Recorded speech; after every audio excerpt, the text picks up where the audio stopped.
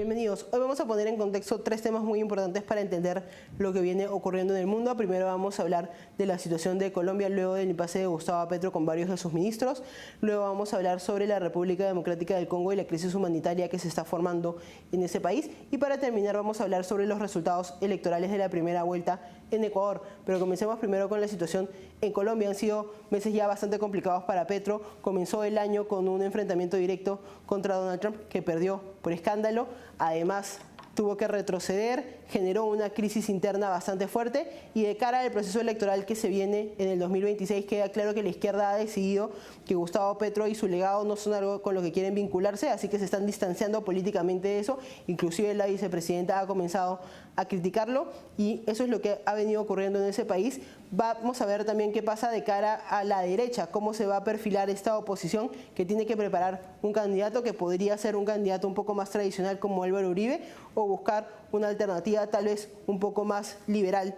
Además hay que tener en cuenta de que todos estos conflictos hacen que no se haya discutido tanto lo que viene ocurriendo con el Ejército de Liberación Nacional en Catatumbo, una crisis humanitaria también bastante fuerte, así que hay mucho que analizar en el caso de Colombia y para hablar sobre estos temas nos acompaña el director ejecutivo de Libertank, Camilo Guzmán. Bienvenido Camilo, ¿cómo estás?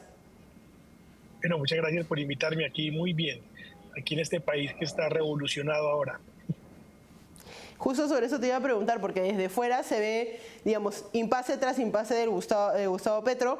Digamos, ¿cuál es el contexto político que se está viviendo ahorita en Colombia? Bueno, la verdad es de caos absoluto. Desde la semana pasada o antepasada que tuvimos la primera vez en la historia que se hacía un consejo de ministros y se publicaba en vivo, que además un tema importante que quizá la mayoría de las personas que nos están viendo no conocen, pero en Colombia eso es ilegal. La ley en Colombia establece que los consejos de ministros tienen que ser siempre reservados. Y esta vez, bueno, decidió hacer un show de 4 horas totalmente vergonzoso en realidad, en donde lo que demostró es la falta de liderazgo, de articulación, de desconfianza, de odio, de peleas entre todos. Y eso terminó llevando a una gran crisis ministerial que ya se veía venir, en donde renunciaron la mayoría de sus ministros y seguramente en estos días tendremos incluso más renuncias, porque también está muy vinculado con la llegada del señor Armando Benedetti al gobierno, que no les genera desconfianza a la mayoría de los ministros que estaban. Pero además de eso, este ha sido un gobierno que lo que ha primado es la inestabilidad en el equipo de gobierno. Hemos tenido cambios de ministros cada 2 o 3 meses, especialmente en las carteras más importantes, en Hacienda, en ese tipo de ministerios que son tan fundamentales. Hemos tenido cambios cada 3, 4, 5 meses. Vemos también una completa desarticulación entre el presidente de la República y su equipo de trabajo. Entonces estamos en una etapa en este momento como de caos y en este momento digamos que no hay gobierno, porque no hay ministros. El presidente además se fue de viaje a Dubái, entonces no sabemos qué va a pasar. Antes de entrar, digamos, a los ministros, quienes han renunciado, quería preguntarte por Armando Benedetti, porque desde los medios de comunicación se apunta un poco a su designación como asesor, como el detonante, digamos, final de toda esta crisis. ¿Quién es él y qué rol ha jugado en el gobierno de Petro? Bueno, Armando Benedetti es un político tradicional. Él toda la vida ha estado vinculado a la política y toda la vida ha estado además de escándalo en escándalo. Ha estado apoyando a casi todos los gobiernos. Desde muy temprano en la campaña de Gustavo Petro a la presidencia entró a ser parte de la campaña. Es una persona que genera muchas dudas, que tiene una gran cantidad de escándalos encima, incluso tiene procesos de corrupción en este momento abiertos, en donde también en su paso en la embajada que le crearon para que la pudiera ocupar en la UNESCO, porque Colombia había cerrado esa embajada y la volvieron a abrir para que la pudiera ocupar. Tuvo un escándalo también de violencia contra su esposa. Entonces digamos que es una persona bastante compleja y complicada, muy impulsiva, con problemas también relacionados con el alcohol, con el abuso de drogas, pero que sin duda lo que todo está demostrando guarda los mayores secretos del gobierno y los mayores secretos del presidente Petro. sin duda no ha sido una persona, digamos, cercana al proyecto político de la izquierda en Colombia y mucho menos al proyecto político de la izquierda radical que Petro representa, sino que llega en la campaña donde Petro se elige presidente, en la campaña del 2022, a apoyarlo y obviamente llega, digamos, a manejar toda esa estructura política que está en esa delgada línea entre la corrupción, a manejar todo eso. Y es la persona que hoy tiene toda la información de la llegada y el ingreso a la campaña de recursos de los carteles de la droga. Y esta semana estamos también en un escándalo por la llegada de recursos a la campaña del mayor contrabandista en Colombia, alias Pitufo. Entonces, estamos en eso. Y ese es Armando Benedetti.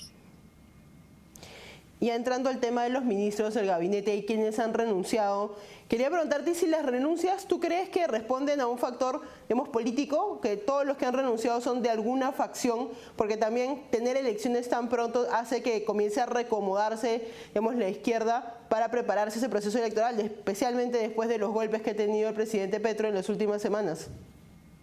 Sin duda, sin duda. Hay renuncias, por ejemplo, como la de la ministra de Ambiente, Susana Muhammad, que sin duda tiene una intención directa en aspirar a la presidencia. Y también yo lo que siento, lo que percibo es que todas estas renuncias son de personas que tienen aspiraciones políticas y que quieren desde ya desvincularse, separarse, inclusive hasta pelear y confrontarse con el presidente Petro para poder mostrarse, digamos, como la verdadera izquierda que se desvincula al gobierno, porque el gobierno lo está haciendo muy mal. Entonces yo creo que eso es lo que va a empezar a pasar ahora. También hay figuras como la del ministro Cristo, que era el ministro del Interior, que es un político tradicional también de toda la vida, que claro, se hace un lado para jugar a la política y no me extrañaría que arranque a ser opositor. Lo mismo el ministro de las TIC, de las telecomunicaciones, Mauricio Liscano, que también renunció y también seguramente va a empezar a actuar como opositor en las próximas semanas. Una posición además que nos va a generar ciertas dudas porque pues estuvieron en el gobierno durante tanto tiempo y ahora pues van a empezar a posar como críticos. Pero mire que eso es un tema interesante. La mayoría de los ministros que han renunciado, digamos que durante todo el gobierno de Gustavo Petro, han terminado siendo críticos públicos del gobierno después y han empezado a revelar un montón de problemas que ocurrían dentro del gobierno. Él sin duda es un pésimo líder, que no sabe construir equipos, que lo único que sabe es dividir, y eso es lo que termina pasando. No, y justamente creo que hace algunos días la vicepresidenta Francia Márquez también ha comenzado a declarar de forma un poco más dura sobre las acciones de Petro. Pero yo quería preguntarte por ese Consejo de Ministros que mencionabas, este ilegal Consejo de Ministros televisado.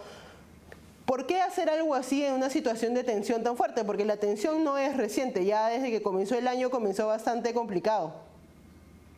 Yo creo que era la estrategia del gobierno precisamente para mostrar esas divisiones que había internas y poder sacar eso como excusa para sacar a las personas que quizás hoy le estaban estorbando al presidente.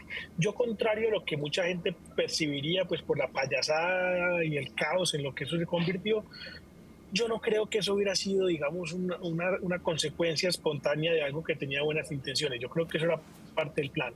Además, porque obviamente el presidente pues tenía un libreto, seguía eso, y al final, en sus bases, que el presidente Petro sigue teniendo una base de popularidad del 30-35%, que no es nada despreciable, o en sus bases, la narrativa de es el primer gobierno transparente que abre este Consejo de Ministros, que además no es un dictador porque no se hace lo que él diga, sino que mire que hay diferencias entre sus ministros. Eso, pues, entre sus bases le empiezan a creer ese cuento.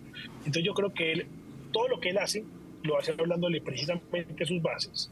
Segundo, aprovecha eso para mostrar las divisiones, para crear el caos, porque hay un tema fundamental.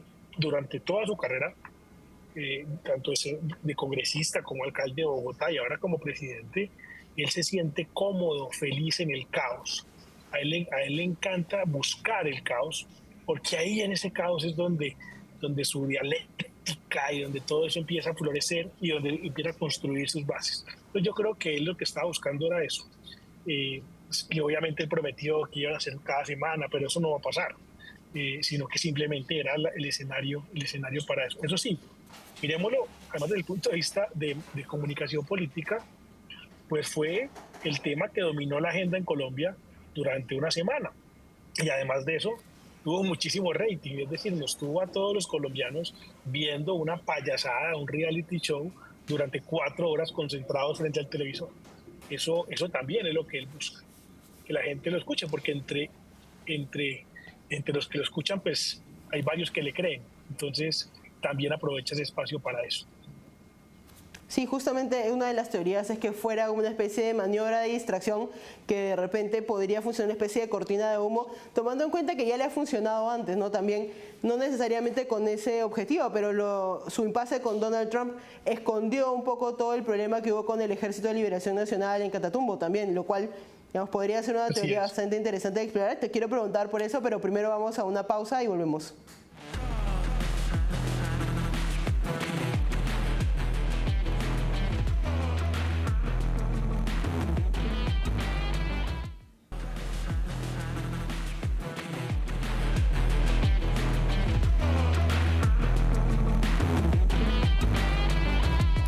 De vuelta y seguimos conversando sobre lo que viene pasando en Colombia, no solo con el tema de Petro y ya sus problemas con Donald Trump, sino también tiene problemas internos con respecto a su gabinete. Se perfila una nueva elección, lo cual va a hacer que haya un reacomodo político importante. Hay que hablar también de la izquierda y cómo también está la oposición. Camilo, sobre eso te preguntaba antes del corte. ¿Tú crees que esto podría ser una maniobra de distracción para que los colombianos, como dices, estén pegados a la pelea en el Consejo de Ministros y dejen de ver otras cosas que tal vez podrían ser más preocupantes? Por supuesto, él es un experto en la distracción y lo ha hecho durante todo su gobierno y lo había hecho también cuando era alcalde de Bogotá. Colombia hoy está en un estado de caos absoluto. La seguridad, por ejemplo, está volviendo a los niveles que no veíamos desde antes del 2002. La economía no despega. Digamos que hay un montón de... La pobreza se aumenta. Todos los programas del gobierno son un fracaso y están parados. La salud está llegando a un punto de colapso total.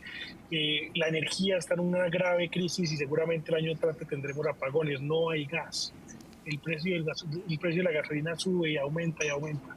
Entonces, sin duda, vamos a tener varios problemas que él quiere ocultar. Los ocultas con estos sofismas de distracción. Porque, insisto, nos pone a todos a hablar de temas que nadie más está hablando.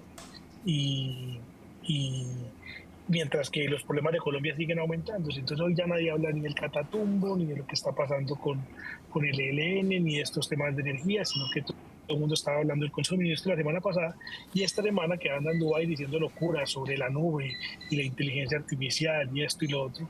Pero en los problemas de Colombia, lo que le preocupa a los colombianos, él está totalmente ausente.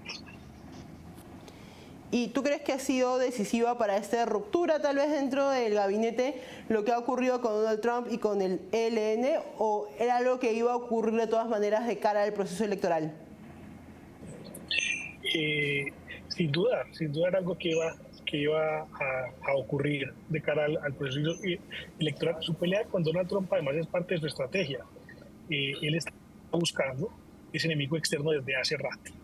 Y ese es, digamos, el manual perfecto del socialista latinoamericano, que no es otra cosa que culpar a Estados Unidos de todos los males, buscar inclusive ese tipo de bloqueos económicos y demás con la amenaza de Donald Trump, porque además hay un tema importante. Él ha venido repitiendo en diferentes ocasiones que un país que tenga un bloqueo económico no puede tener elecciones libres.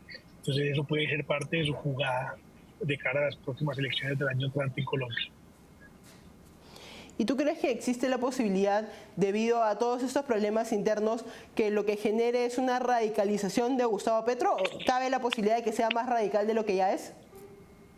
Siempre. Inclusive ese ha sido, digamos, que el orden del gobierno. El gobierno arrancó vendiéndose, disfrazándose como un gobierno absolutamente moderado y ahora es un gobierno totalmente radical y lo único que ha terminado es radicalizándose aún más, cada vez más. Y va a terminar no solamente absolutamente radicalizado, sino también agarrado y peleando con todo el mundo, peleando con sus ex compañeros, digamos, de lucha ideológica y de batalla política, peleando con sus ex compañeros de gobierno, peleando con la oposición, peleando con Estados Unidos, peleando con todo el que se lo atraviesa, porque vuelvo y repito, él le gusta el caos. Él siente que en el caos se fortalece y él busca el caos. Y eso, mientras todo eso pasa, pues los colombianos son los que terminan pagando las consecuencias de todo ese caos que él está buscando, que nada tienen que ver con el problema político, sino que lo único que quisieran es vivir mejor. Pero obviamente este gobierno y este presidente no tienen ninguna intención de eso. Y digamos, buscar caos y generar todo lo que está ocurriendo, ¿cómo crees que termina impactando a la izquierda colombiana? Porque al final tienen que prepararse para un proceso electoral pronto. Yo creo que como van las cosas van a llegar muy debilitados. Yo creo que incluso varios amigos míos que militan en la izquierda dicen que lastimosamente ellos creen que Petro destruyó la izquierda. Ojalá sea así. Sin embargo, ellos siguen manteniendo su 30% y eso no es nada despreciable, porque con eso pueden asegurar una segunda vuelta y bueno, y tú sabes que ahí cualquier cosa puede pasar. Pero sin duda ellos están debilitados, porque digamos que una de las primeras muestras fueron las elecciones regionales del año antepasado y en donde fueron, digamos que totalmente derrotados. Entonces, sin duda ellos en este momento están debilitados. No tiene hoy mayor gobernabilidad en el Congreso, por ejemplo, y van a llegar muy debilitados a las próximas elecciones, más o menos eso esperamos todos los colombianos. Y preguntándote por el otro lado del espectro, ¿cómo ves a la oposición, a la centroderecha colombiana reorganizándose de cara a lo que podría ser un nuevo enfrentamiento con la izquierda y con el socialismo del siglo XXI? Bueno, primero la veo totalmente desorganizada, que esa es una de las grandes preocupaciones que tenemos hoy los colombianos. Hoy tenemos más de 15 precandidatos presidenciales, todos los días aparece uno nuevo, totalmente desarticulados, desorganizados, pero más grave todavía, sin una narrativa clara. Digamos que hasta el momento lo único que hacen es reaccionar. El presidente Petro y su gobierno dominan la agenda del debate en Colombia y la oposición solamente reacciona y reacciona y reacciona y reacciona. Entonces, termina eso, digamos que sin la capacidad de enamorar a Colombia de un nuevo proyecto de país. Y eso sin duda es un problema gravísimo, porque en ese escenario, con una oposición totalmente fragmentada, un gobierno o un presidente que mantenga el 30% de popularidad puede ganar la elección. Y lo que vemos hoy es que priman los egos personales, prima también la mediocridad, porque todavía no aparecen propuestas ni ideas que pongan al país a soñar. Prima, digamos, el deseo político de cada uno y no los intereses del país, y no para dónde debería ir el país, y no cómo en realidad ponemos nosotros la agenda y empezamos a hablar de ideas novedosas que pongan a la gente a soñar y que le quiten un poquito como la luz que tiene hoy el gobierno en la agenda en Colombia. Y en esa línea se espera que haya una candidatura más cercana tal vez al expresidente Uribe, pero por otro lado también se está preparando una candidatura un poco más liberal. Entiendo que hay personas como Axel Kaiser que están alrededor de una nueva candidatura. ¿Cómo ves tú esa posibilidad de una candidatura tal vez un poco más de derecha liberal, no tan tradicional como lo que ha tenido Colombia hasta estos momentos? Yo creo que además es lo que Colombia está pidiendo. Colombia hoy está pidiendo a gritos una reducción del Estado, del tamaño del Estado. El Estado colombiano ha venido aumentando a niveles increíbles, impresionantes. Y eso ha llenado a los políticos de privilegios. El país, digamos, que abunda la corrupción. Y eso hace que la gente hoy esté un poco harta de eso y quiera buscar candidatos que lo que busquen es un discurso un poco más liberal, que busquen reducir el tamaño del Estado, disminuir las tasas impositivas. Colombia pagamos impuestos demasiado altos, especialmente las empresas. Buscar cómo podemos crear más riqueza, más oportunidades, más posibilidades de trabajar. Y ahí sin duda un fuerte llamado de la gente a eso, y por eso la candidatura de Vicky Dávila que mencionabas ahorita, que es la que está siendo asesorada por Axel Kaiser y otros, pues está cogiendo tracción en Colombia, porque es un poco lo que los colombianos están pidiendo. Y por otro lado, la figura del expresidente Uribe está otra vez cogiendo relevancia. Inclusive a mí me sorprende mucho que los más jóvenes el expresidente Uribe vuelve a ser muy popular. Y eso también es parte de momentos de caos como el que estamos ahora, momentos de esta falta de dirección, de gobierno, de certeza, esta aniquilación de la esperanza de los colombianos. Pues entonces la figura del expresidente Uribe vuelva y tome fuerza como una figura de esperanza. Entonces él sin duda va a tener un rol predominante en la decisión de quién va a ser el candidato, digamos, de la oposición y también en el resultado electoral. Creo que también su lista de Congreso le va a ir muy bien. Entonces, sin duda, él va a tener, digamos, un trabajo muy importante en la próxima elección. Creo que ya has dado bastante pistas de esta respuesta, pero quería preguntarte, ¿cuál es la evaluación que haces, digamos, de lo que ha sido el gobierno de Gustavo Petro hasta ahora? No, absolutamente deficiente. Ha sido un gobierno desastroso, primero con una ideología fracasada que solamente condena a la pobreza y a la miseria, pero también ha sido un gobierno donde lo que ha primado es la demagogia, el discurso, un poco la estafa, pero al final resultados para que los colombianos puedan vivir mejor, ninguno. Por el contrario, cualquier colombiano al que le preguntes sabe que su vida se ha empeorado en estos años de gobierno del presidente Petro. Ni siquiera las personas que él dice representar están viviendo mejor.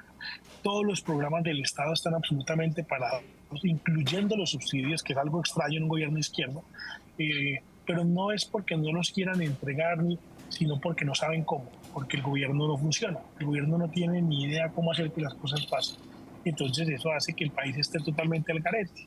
Y además con problemas que ya teníamos solucionados, como por ejemplo el problema de la seguridad, que estamos retrocediendo a niveles del 2002, es también un tema absolutamente preocupante.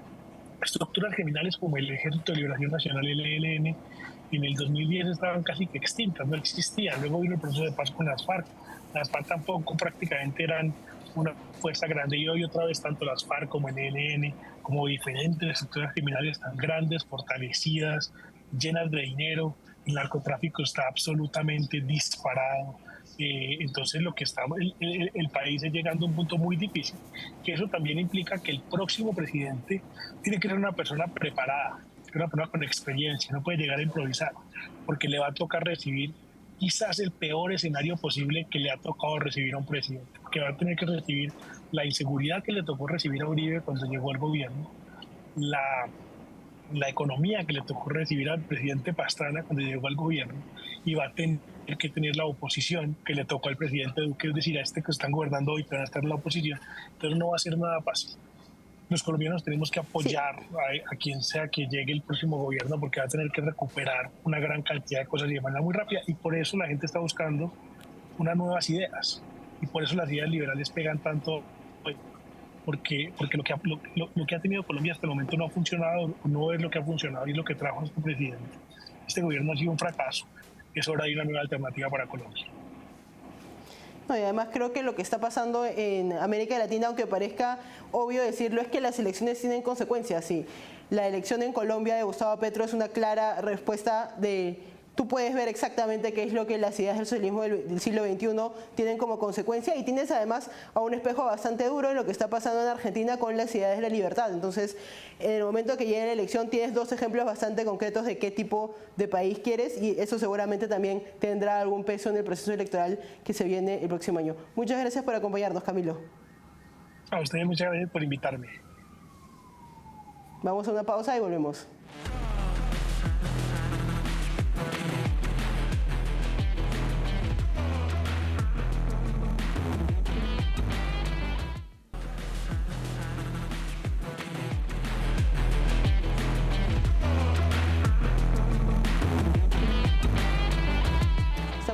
Y ahora vamos a hablar sobre la situación de la República Democrática del Congo, una situación bastante compleja y bastante desgarradora que ha ocurrido en las últimas semanas. Más de 3.000 personas han muerto en los últimos 15 días en ese país debido a enfrentamientos entre diversos grupos rebeldes y el gobierno. Se presume que es por el tema de los recursos naturales, pero también hay varios otros factores que tomar en cuenta.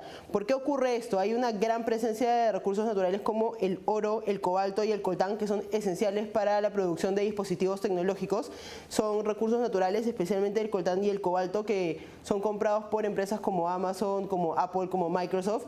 Y esto ha generado bastante controversia. Incluso estas empresas han dicho que van a tomar medidas para tener mejores prácticas y asegurarse que los recursos naturales que compran tengan una trazabilidad y no estén involucrados en economías ilegales. Porque mucho de lo que está ocurriendo en la República Democrática del Congo tiene que ver con que hay economías ilegales que se encargan de la explotación ilegal de este recurso, y lo que hacen es insertar dinero para los grupos rebeldes para poder mantener el caos en este país y poder seguir haciendo la explotación libre de la fiscalización del gobierno o de cualquier otra entidad.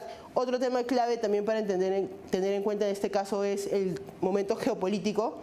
Es un país que está rodeado de varios problemas, está rodeado por el norte de Sudán del Sur, está Uganda, está Ruanda. Ruanda especialmente se sabe que tiene bastante influencia en lo que está ocurriendo en la República Democrática del Congo, con lo cual hay varios factores que tomar en cuenta al momento de entender lo que está pasando en lo que se podría convertir en la próxima crisis humanitaria de África. Para conversar sobre estos temas nos acompaña el investigador y analista político Hugo Achá. Bienvenido, Hugo, ¿cómo estás? Muy buenas, siempre un verdadero placer, a las órdenes. Bueno, la situación de la República Democrática del Congo no es algo que normalmente se escucha en los medios, así que tal vez hagamos una explicación, digamos, lo más entendible posible para todas las personas. ¿Qué es lo que ha estado pasando en los últimos meses en ese lugar? Bueno, primero que tenemos una crisis entre la República Democrática del Congo y Ruanda, ¿no es cierto? Pero tenemos que entender que la crisis que hoy día se da a partir del cierre del espacio aéreo sobre la República Democrática del Congo no es algo que se remonte únicamente al conflicto vigente. Estos países, para que entendamos, tienen una larga y muy conflictiva historia. Tal vez la mayor parte de tu audiencia la recuerde, sobre todo en el caso de Ruanda, por cómo se reflejó en los medios de comunicación y una película que yo creo el gran público recuerda, Hotel Ruanda, a donde tensiones raciales en algún momento llevaron a la confrontación de dos grupos étnicos, Hutus y Tutsis, que desencadenaron un conflicto civil a donde más de 2 millones de seres humanos murieron, la gran mayoría asesinados por armas punzocortantes u objetos contundentes, ¿no es cierto? Una historia conturbada que ha afectado a esta región, que llevó inclusive a nombres que son tristemente célebres como la Interhamwe, o a procesos en tribunales internacionales que, como yo diría tristemente excepciones, llevaron a líderes de uno de estos países a tribunales internacionales. Pero en esta historia conturbada hoy día escribimos un nuevo capítulo de tensiones a raíz de la confrontación que tiene la República Democrática del Congo con Ruanda. Y para entender más o menos cómo funciona la República Democrática del Congo, quería preguntarte, digamos, ¿qué tipo de gobierno tiene, qué tipo de partido o cómo se alinean las personas que están en el poder en ese país? Bueno, la República Democrática del Congo, también aquí tenemos que hacer yo te diría una salvedad, ¿no es cierto? Poca gente sabe o recuerda hoy día cómo se estructuran estos países. Estas repúblicas son el resabio de una política colonial, probablemente una de las políticas coloniales más crueles que recuerde la historia, fueron dominio belga, y bajo ese dominio belga el predio cuasi privado de un rey también tristemente célebre en la propia Bélgica, y que llevó a cabo después de una serie de cuestiones que están también grabadas en la memoria y en la historia global, algunas de las situaciones más crueles de las que se tenga memoria. En ese sentido, lo que tienes hoy en día tiene que ver con conflictos internos. En el Congo tú tienes un conflicto armado a donde el este del país ha sido capturado por una fracción que no reconoce al gobierno establecido. Y el problema de esto otra vez es que no lo puedes contener en los límites del Congo como país. Amenaza por esas afinidades raciales, étnicas, en convertirse en una guerra regional que pueda no solo involucrarte a Ruanda, sino también a Uganda. Entonces, estas fronteras frágiles trazadas por poderes coloniales europeos, estas tensiones derivadas inclusive de grupos que fueron favorecidos durante el predominio belga, te trazan una volatilidad interna, una conflictividad social que va mucho más allá de lo que la prensa a veces te quiere reflejar. Estamos hablando de conflictos, por eso te recordaba el tema de Ruanda, su guerra civil, porque lo que sucede hoy en el este del Congo puede salirse del marco de una guerra regional con un gobierno que por más poco popular que sea, tiene pocas capacidades para contener dentro de sus fronteras ese conflicto. Un elemento que también hay que considerar, no es la única área a donde la intervención europea puede ser la única manera de contener escaladas absolutamente impredecibles. Te doy un ejemplo. En el caso de Níger, Mali, Chad, solamente la intervención francesa en muchos casos pudo contener el baño de sangre, pudo contener el sobrepaso de las frágiles estructuras internacionales por parte, uno, del narcotráfico y dos, por parte de la radicalidad religiosa. Entonces, en este escenario de alta volatilidad, de violencia, donde quien más sufre es la población civil, es donde tenemos que ubicar lo que está sucediendo en el Congo. Y no es de manera gratuita que te hice referencia a ese antecedente terrible, reciente en la historia, que fue la guerra de Ruanda. ¿Cuáles serían los principales grupos o los principales actores que tienen un rol en el problema que vive la República Democrática del Congo hoy en día? Bueno, lo que se denomina el grupo M23 y su líder principal, Sultani Makenga, sería uno de los actores fundamentales de este conflicto. Pero de nuevo, caer en el error de creer que esta es una cuestión puramente política, que es un error que cometemos muchísimo en Occidente, te va a llevar a errores fundamentales. Estos países tienen determinados componentes, por un lado intereses externos, por el otro lado tensiones raciales, en muchos casos también cuestiones que se componen y se hacen todavía más complejas, elementos religiosos, pero por detrás está la disponibilidad de recursos naturales, ¿no es cierto? El M23, cuando está combatiendo al ejército, te daría la impresión de que es una clásica situación de insurgencia versus un gobierno central. El problema es que el gobierno central, y en este caso la República Democrática del Congo, que hay que añadir otro elemento, es el país en extensión territorial de mayor envergadura en el África subsahariana.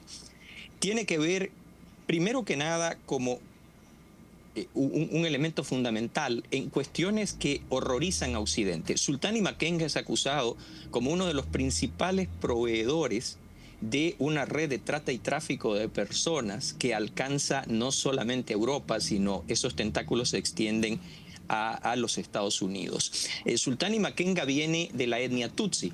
Otra vez me remito al tema de la cuestión Hutu-Tutsi dentro del conflicto de Ruanda y para que veamos cómo esto se extiende más allá de las fronteras. Durante más de 4 años, Sultani Makenga ha sido el eje de una guerrilla que combate de manera esencial a la etnia Hutu, pero que también incide sobre la estabilidad de Ruanda.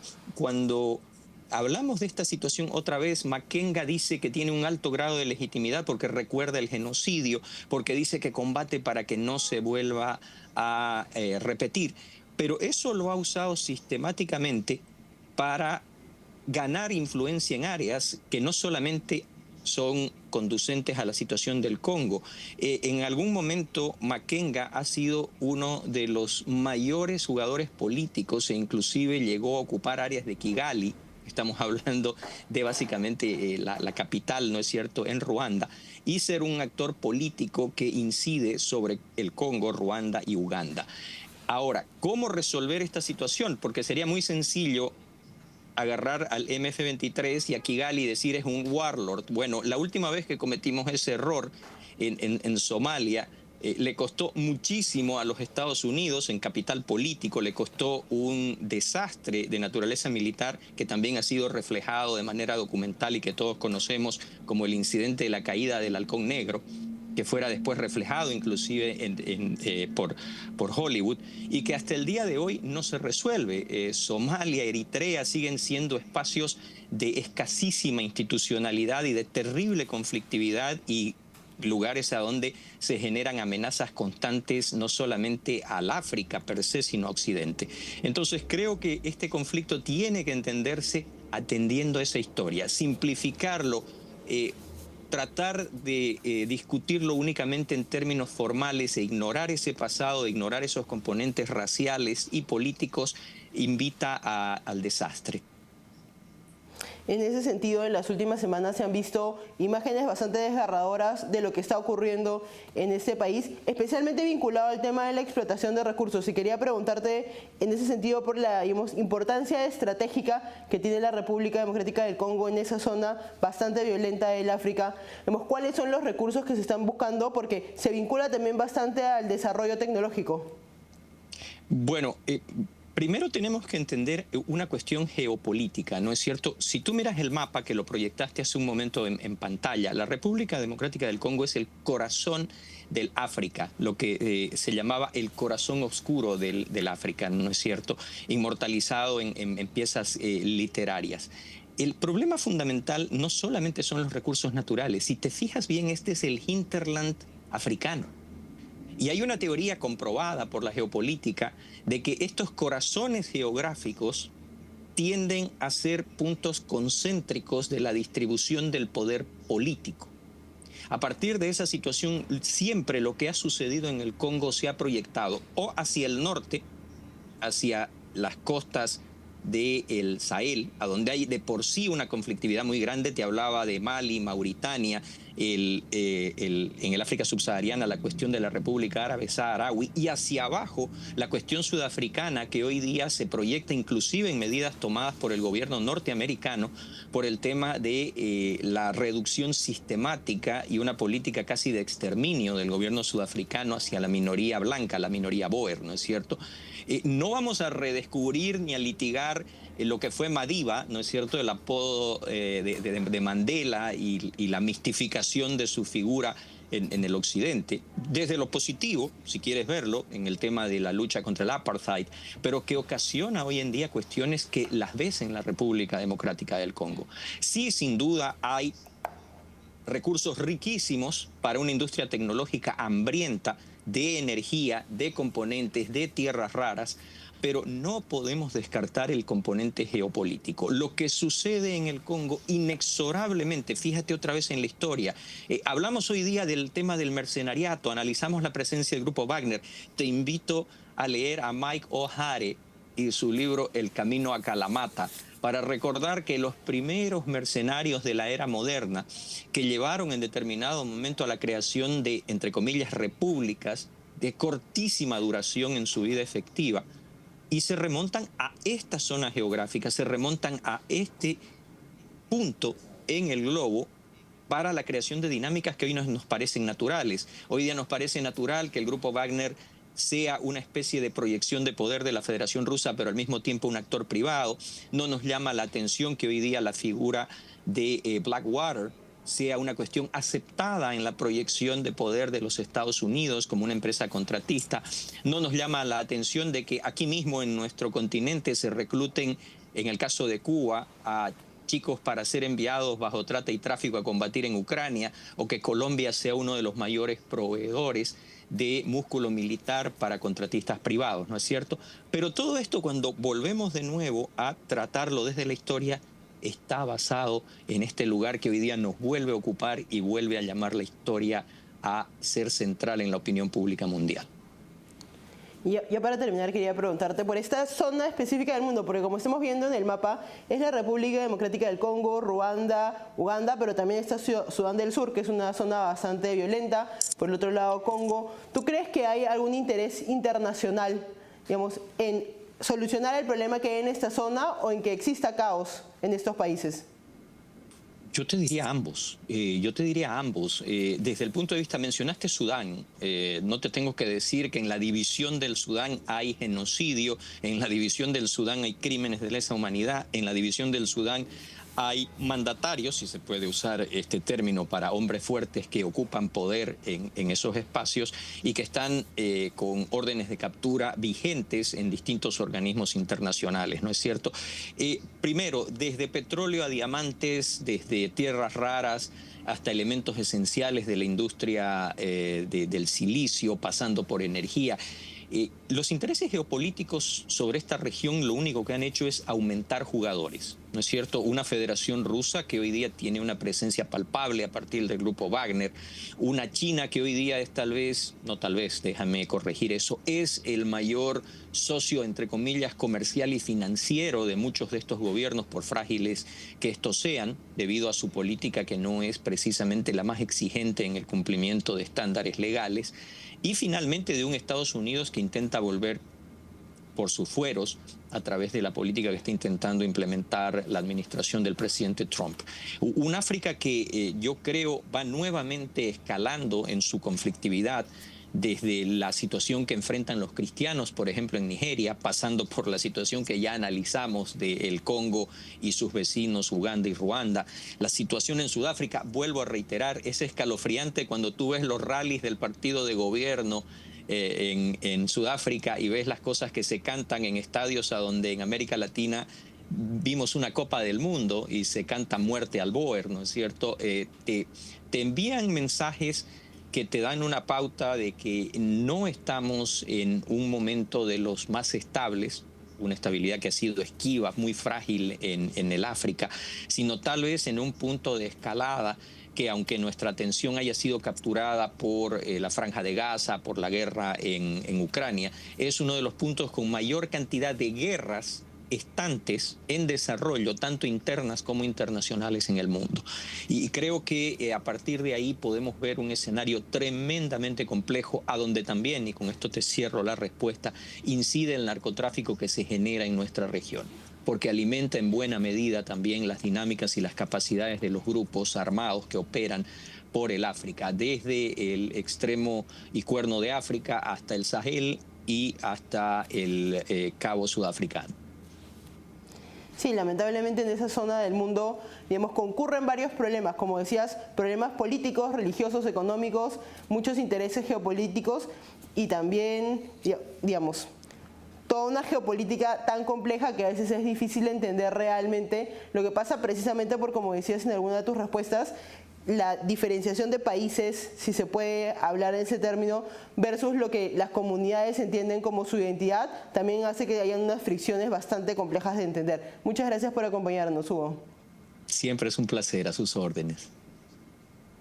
Vamos a una pausa y volvemos.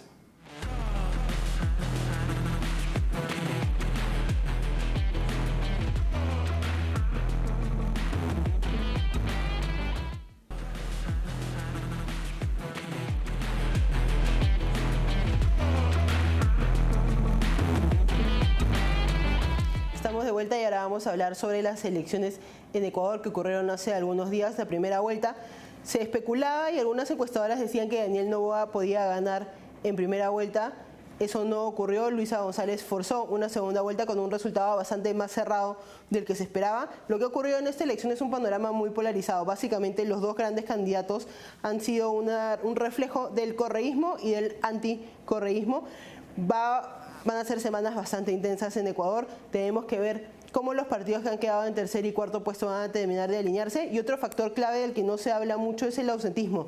¿Qué candidato va a poder lograr llevar a esas personas que no fueron a votar a primera vuelta, que podrían terminar de ser votos decisivos en esa campaña electoral? Hay mucho que hablar, especialmente también no solo de los dos candidatos y del efecto del correísmo en Ecuador, sino también de qué ha pasado con la derecha en ese país, que ha tenido una performance electoral bastante complejo, bastante bajo también, más o menos alrededor de 2% de intención de voto, así que eso también valdría la pena analizarlo. Y para conversar sobre esos temas nos acompaña el director ejecutivo del Instituto Ecuatoriano de Economía Política, Joselo Andrade. Bienvenido, Joselo, ¿cómo estás? Agradecido y honrado de participar una vez más en esta entrevista. Quería preguntarte sobre ya el resultado electoral de la primera vuelta, porque la última vez que hablamos se decía que había una posibilidad de que Daniel Noboa gane en primera vuelta. Los primeros resultados parecían ir en esa dirección, pero mientras pasó el día comenzó a acercarse más y al final ha terminado siendo un resultado bastante más cerrado, en el que hay una segunda vuelta con Luisa González. ¿Qué pasó el día de las elecciones? Bueno, en efecto, aparentemente hubo una mala lectura por parte de todas las encuestadoras e incluso el exit poll que se realizó inmediatamente tras las elecciones, las cuales incluso situaban al presidente ganando en una sola vuelta incluyendo el exit poll a partir de las 5 de la tarde, que es cuando se pueden hacer este tipo de anuncios, ¿no? Pero luego, con el pasar de las horas, la votación en realidad se fue haciendo mucho más cerrada, hasta el punto de que el presidente ha ganado la primera vuelta electoral con un escasísimo margen.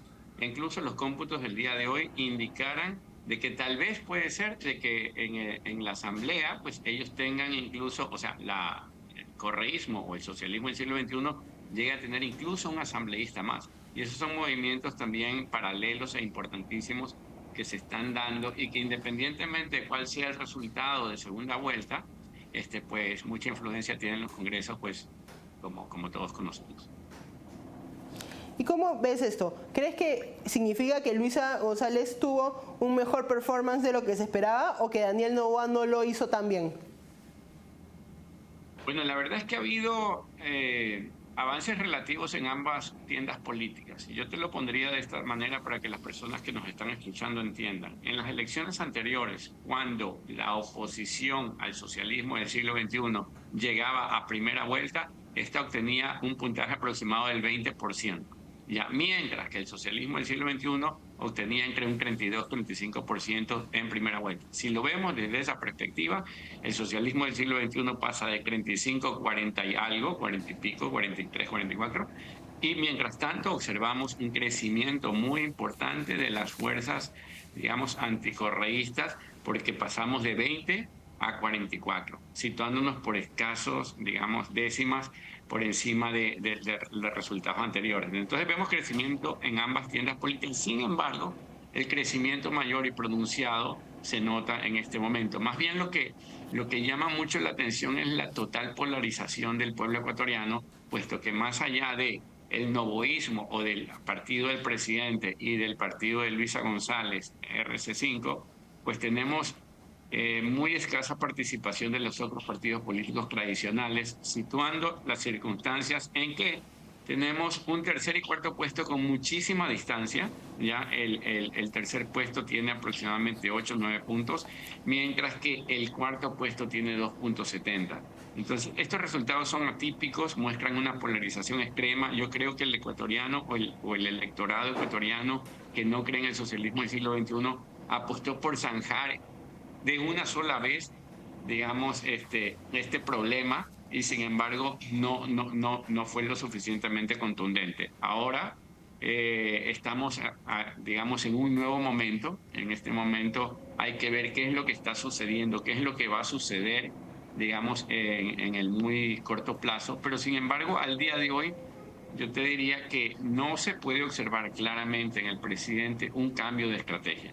Y para ganar esos puntos que son importantísimos en orden a salvar estas circunstancias, debe haber algún tipo de cambio. Es verdad que el respaldo o el anticorreísmo es fuerte, sin embargo, el presidente ha generado determinada resistencia en algunos sectores y esa resistencia tiene que ser vencida precisamente con un cambio comunicacional, con un cambio de estrategia, con un cambio de dirección, o por lo menos con el reconocimiento de que hay cosas que tienen que mejorarse en orden a convencer a esas personas que no están muy de acuerdo con lo que el presidente ha hecho o con los resultados que ha tenido su gobierno. ¿Cuál es el peso que crees que van a tener estos partidos que han quedado en tercer o cuarto puesto? La derecha bastante detrás, va a ir atrás de Noboa. El otro partido que quedó en tercer puesto, que es un poco más radical, ¿tú crees que termine generando el peso que necesita Luisa González?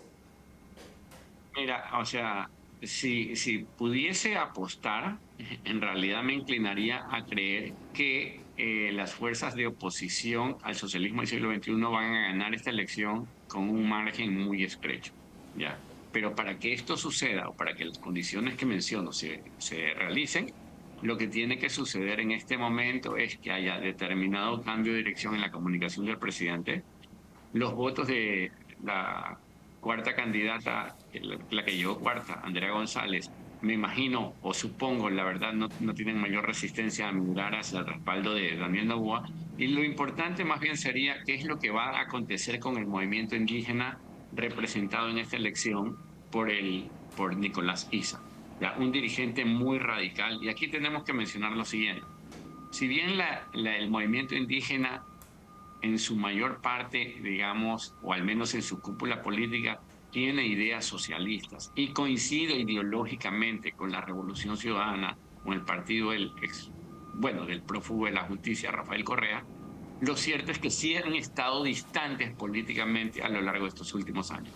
En un principio trabajaron juntos, luego se pelearon. Entonces, por razones políticas, no está claro que vaya a haber un apoyo del movimiento indígena total hacia la candidatura de Luisa. Y de hecho ya se ha visto que en anteriores elecciones ese mismo movimiento indígena ha sido, digamos, parcelado y esta votación de sus miembros o de sus electores se ha dividido al punto de que esa división jugó, digamos, a favor, por ejemplo, del presidente Lasso y del presidente Noboa en su momento. Entonces podrían darse resultados similares, pero claro, hay mucha comunicación de por medio, hay trabajo de por medio, y también la ciudadanía pues tiene que poner de su parte en orden a no caer dentro del socialismo del siglo XXI. Y por otro lado, y esto también es importantísimo, tenemos un conglomerado de ausentes o de personas que no fueron a elección, pero que no van a la elección, digamos, solamente por rechazo, por antagonismo o por cansancio, sino que como suelen haber dos vueltas en el Ecuador en lo que se refiere a elecciones presidenciales, uno obtiene aquí, porque nosotros tenemos que votar de forma obligatoria, un certificado que te permite hacer determinadas operaciones en el país, de repente abrir alguna cuenta, de repente conseguir algunos permisos para determinadas cosas. Entonces muchos ecuatorianos apuestan por ir a la segunda vuelta solo para obtener el papel, y ese ecuatoriano se va a incorporar a la votación que viene. Y dentro de ese grupo de ecuatorianos yo te diría que va a haber mucho respaldo al presidente Noboa por la sencilla razón de que ya lo han hecho en el pasado. Y ya para terminar quería hacerte una pregunta cortita. ¿Por qué crees que tantas personas han terminado respaldando al correísmo y a su candidata Luisa González? Bueno, la verdad esa es una pregunta que muchos analistas nos hacemos en este momento, porque pese a la evidencia, pese a los casos de corrupción, pese a la contaminación que tiene y la relación que existe entre este partido y grupos digamos, delictivos y carteles incluso, debería la cosa de resultar distinta. Sin embargo, también es que no ha habido un éxito económico o una respuesta económica que solucione los problemas de trabajo y de inseguridad en el país que haya sido lo suficientemente contundente como para mostrarle a esos electores que un cambio con una dirección o visión distinta, o bueno, algo distinta, puede darse bajo estas circunstancias. Bueno, creo que este proceso electoral nos va a dar bastante para hablar, precisamente porque también queda la pregunta suelta de qué ha pasado con la derecha en Ecuador, ¿no? Al final Noboa es anticorreísmo, pero no necesariamente es de derecha, y creo que vamos a poder conversar de eso después. Muchas gracias por acompañarnos, José Lo. Muchísimas gracias a ti. Vamos a una pausa y volvemos.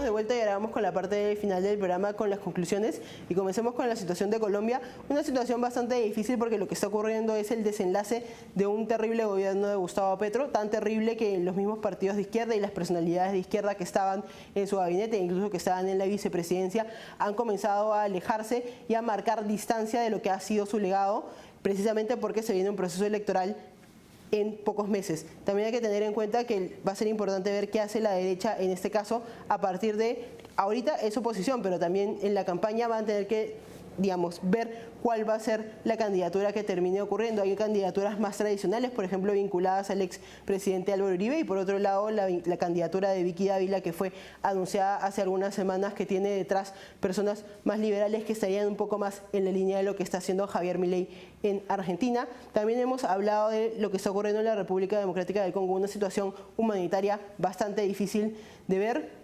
Hay muchos problemas en ese país, que precisamente porque confluyen bastantes factores difíciles de entender. Primero, estamos hablando de grupos rebeldes, grupos terroristas, el partido de gobierno, enfrentados en una especie de guerra civil. Por otro lado, una presencia de minerales muy importantes para el mercado mundial y una situación geopolítica bastante complicada. Estamos hablando de una zona muy violenta de África, estamos hablando también de la presencia de varios países y de varios intereses de otros países, como por ejemplo Ruanda, que se dice que está muy vinculado a los grupos rebeldes que operan en ese país, y hay que olvidar que 3.000 personas han muerto en las últimas 2 semanas, así que la crisis humanitaria que podamos estar viendo en las próximas semanas sería bastante desgarradora. Por último, vamos a hablar sobre la situación en Ecuador después de la primera vuelta. Al final no terminó ganando ningún candidato en primera vuelta, sino que Daniel Noboa y Luisa González se enfrentarán en algunas semanas para ver quién es el próximo presidente de Ecuador. El candidato del anticorreísmo versus la candidata del correísmo, una elección marcada por la polarización, y habrá que ver qué hacen los demás partidos, cómo se perfilan para ver quién termina siendo presidente de Ecuador y si Ecuador vuelve a caer en las filas del socialismo del siglo XXI. Eso ha sido todo por hoy. Muchas gracias por acompañarnos.